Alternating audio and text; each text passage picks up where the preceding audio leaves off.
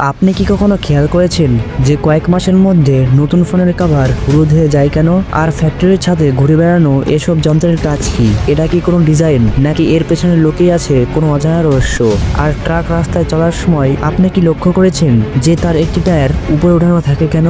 আর কোনো মুভি দেখার সময় মুভির শুরুতে এসব চিহ্নের মানে কি? আর সবচেয়ে বড় প্রশ্ন, আইফোনে এইচডি কার্ড লাগানোর অপশন দেওয়া থাকে না কেন, অথচ বাকি ফোনে এই ফিচার্স থাকে? যদি আপনার মনে এমন প্রশ্ন থাকে তাহলে এই ভিডিওটা আপনারই জন্য, কারণ আজকে আমরা আপনার সব প্রশ্নের উত্তর একটি লাইক ও সাবস্ক্রাইবের বদলে দিতে চলেছি। তো আর সময় নষ্ট না করে চলুন ভিডিওটা শুরু করা যাক। আপনি হয়তো লক্ষ্য করেছেন যে কিছু ট্রাকের টায়ার অন্য সমস্ত টায়ারের চেয়ে বেশি উপরে ওঠানো থাকে, কিন্তু আপনি কি কখনো ভেবেছেন এটা কেন করা হয়? অনেকেই ভাবে যে এটা এক্সট্রা টায়ার রাখার কোনো নতুন পদ্ধতি, কিন্তু আসলে না। বেশিরভাগ ট্রাকে যে টায়ার উপরে ওঠানো থাকে তাকে রোপ এক্সেল বলা হয়। আসলে যখন ট্রাকে বেশি লোড না থাকে তখন এই টায়ারটির কোনো প্রয়োজন পড়ে না, তাই এটিকে উপরে ঝুলিয়ে রাখা হয়, কারণ যাতে টায়ারটি ক্ষয় না হয়ে লং টাইম টিকতে পারে। একই সময়ে যখন ট্রাকে ফুল লোড হয় ও ওজনও বেশি থাকে তখন ট্রাকের সামনের দিকের ওজন কমাতে তাদের নিচে নামানো হয়, যাতে ট্রাকের পারফরমেন্স ভালো হতে পারে।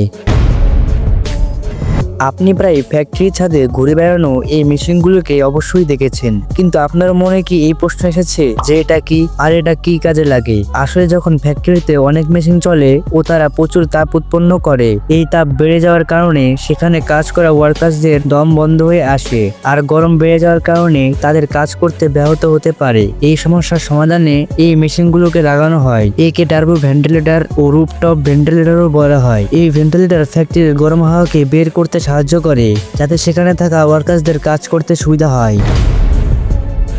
আইফোন কিনতে আমাদের পকেট হালকা হয়ে যায়, কিন্তু তার মধ্যে কোনো এইচডি কার্ড লাগানোর অপশন দেওয়া থাকে না কেন? কিন্তু আপনি কি জানেন কোম্পানি এমনটা কেন করে?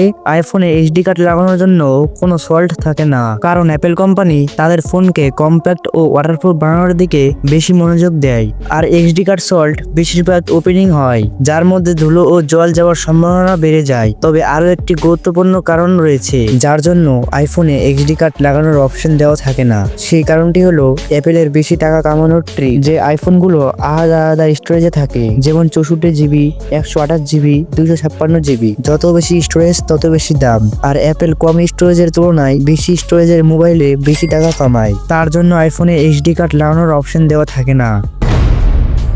যদি আপনি কোনো মুভি দেখেন তখন আপনি হয়তো লক্ষ্য করেছেন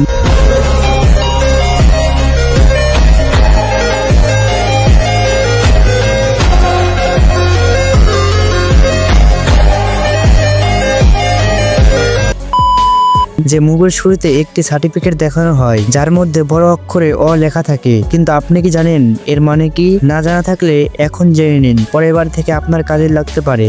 যদি কোনো মুভির শুরুতে অ লেখা থাকে তাহলে এর মানে হলো সেই মুভিকে বাচ্চা থেকে বড়রা সবাই দেখতে পারবে। আর যদি ইউ এ লেখা থাকে তাহলে এর মানে হলো সেই মুভিকে 12 বছরের কম বাচ্চারা তার মা বাবার সঙ্গে দেখতে পারবে। আর যদি এই লেখা থাকে তাহলে সেই মুভিকে 18 বছরের কম বাচ্চারা দেখতে পারবে না।